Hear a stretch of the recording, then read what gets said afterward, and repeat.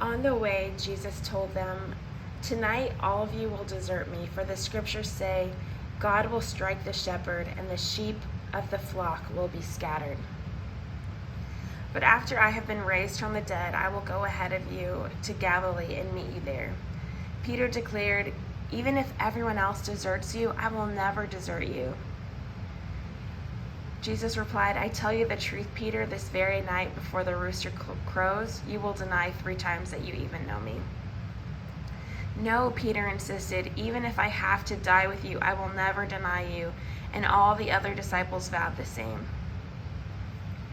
Then Jesus went with them to the olive grove called Gethsemane, and he said, "Sit here while I go over there to pray."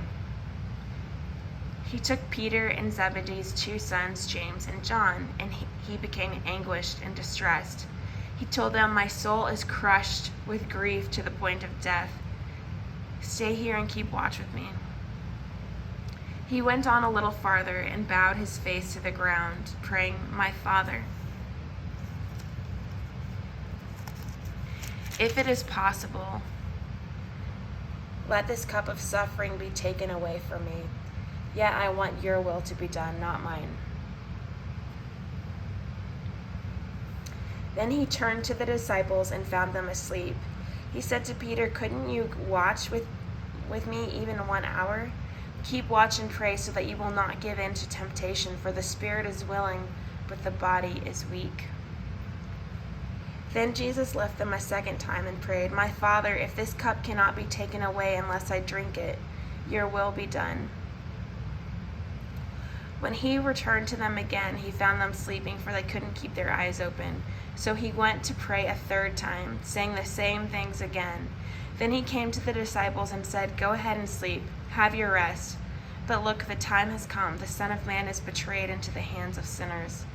Up, let's be going. Look, my betrayer is here." And even as Jesus said this, Judas, one of the 12 disciples, arrived with a crowd of men armed with swords and clubs. They had been sent by the leading priests and elders of the people. The traitor, Judas, had given them a prearranged signal. "You will know which one to arrest when I greet him with a kiss." So Judas came straight to Jesus. "Greetings, Rabbi," he exclaimed, and gave him the kiss. Jesus said, "My friend, go ahead and do what you have come for." Then the others grabbed Jesus and arrested him. But one of the men with Jesus pulled out his sword and struck the high priest's slave, slashing off his ear. "Put away your sword," Jesus told him. "Those who use the sword will die by the sword. Don't you realize that I could ask my Father for thousands of angels to protect us and he would send them instantly? But if I did, how would the scriptures be fulfilled that describe what must happen now?" Then Jesus said to the crowd, "Am I some dangerous revolutionary that you come with swords and clubs to arrest me? Why didn't you arrest me in the temple? I was there teaching every day. But this is all happening to fulfill the words of the prophets as recorded in the scriptures."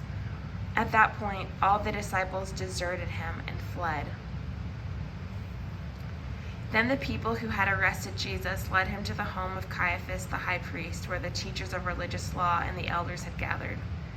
Meanwhile, Peter followed him at a distance and came to the high priest's courtyard.